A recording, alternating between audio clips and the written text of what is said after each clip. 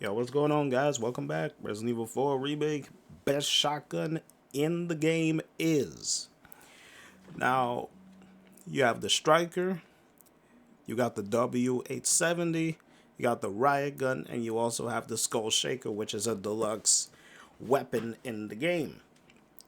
So, wondering what is the best shotgun?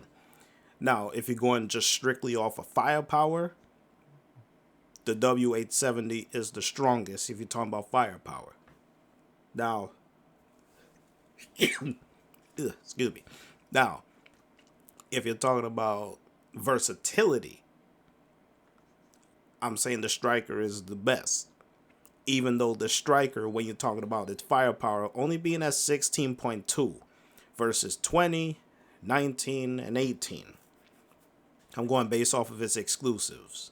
You talk about 907 times 2. Talk about 12.8 with the 1.5.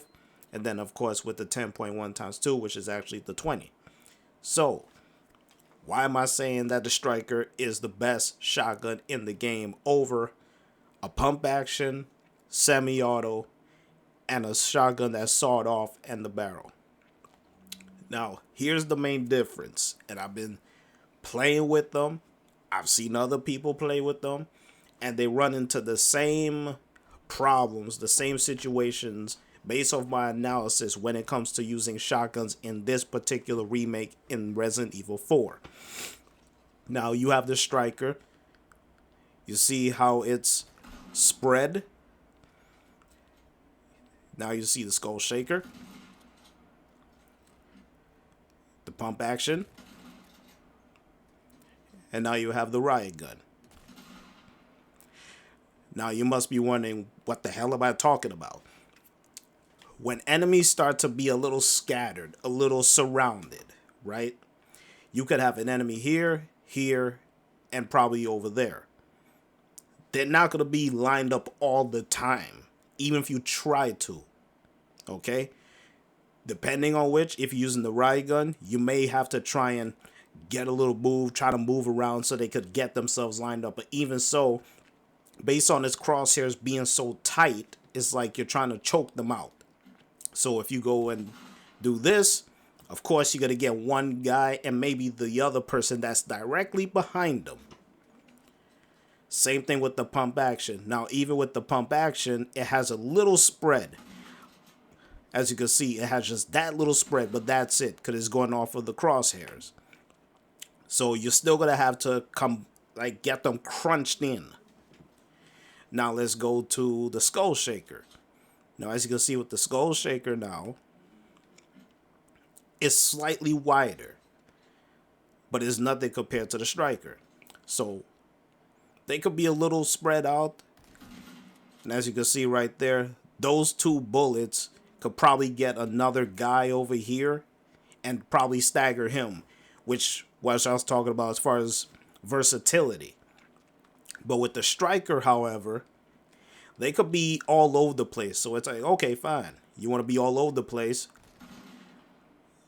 Those right there could catch those guys.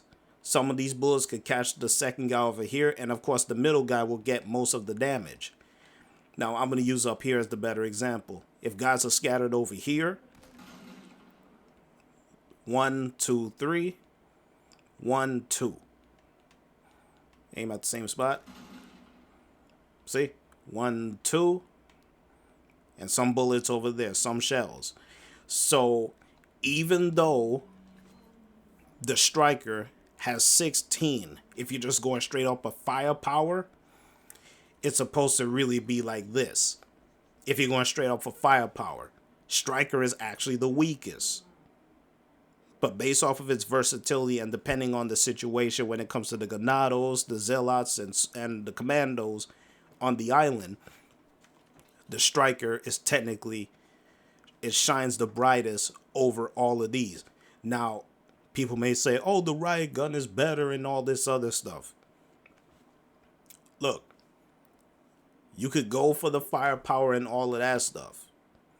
But what's good of having all of that firepower when the numbers are stacked against you and you only could take out one guy, but then 2 or 3 straight up rape you. Now what? Oh man, but I just got the riot gun. How come it didn't kill those guys? Look at your crosshairs. It can only do but so much, and it's confined by its crosshairs. So even with all that firepower, that you could say is its weakness. If enemies are over there, they could come, do some damage to you. Enemies over here, they could come and do damage to you. Now, of course, since it's a semi-auto, you could just do that to compensate. But with the striker, I don't need to fire 3 shots. I could just go 1 shot, stagger this guy, probably kill this guy, and I could still go just like that. So again, if you ask me, I'm going to take versatility with also having more than enough damage to kill my enemies. Of course, having firepower is great, but when the enemies start to be scattered around, some may be up top, some may be on the side, you'll be like, okay, well, how can I get out of this situation? Or how can I go here? How can I go there? The striker overall is the better shotgun in the game, and in my opinion is the best shotgun in the game. You could say it's the W870, you could say it's the riot gun, or you could say it's the skull shaker. It's still preference, but I'm going based off of situations, how I'm dealing with enemies as the game is going on. Okay? If you're going straight off of firepower, fine. Just say the pump action is better.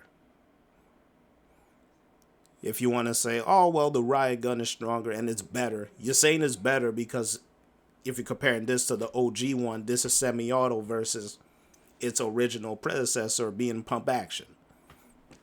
And of course, Skull Shaker is a deluxe weapon. So this is new. It's strong, I'll give it that. And its crosshairs is almost comparable to the striker. But as you can see, the striker has a slightly more spread, as you can see. So you can pick and choose which shotgun you like, which shotgun is best for you. But I'm going based off of the best shotgun in the game, and it is the striker. It don't have the firepower of the pump action or the riot gun, but its versatility will outshine both of them. You could play pro mode and hardcore and you will see what I mean. So let me know what you guys think as far as the best shotgun in the game. I'll check you guys out later. All right, peace.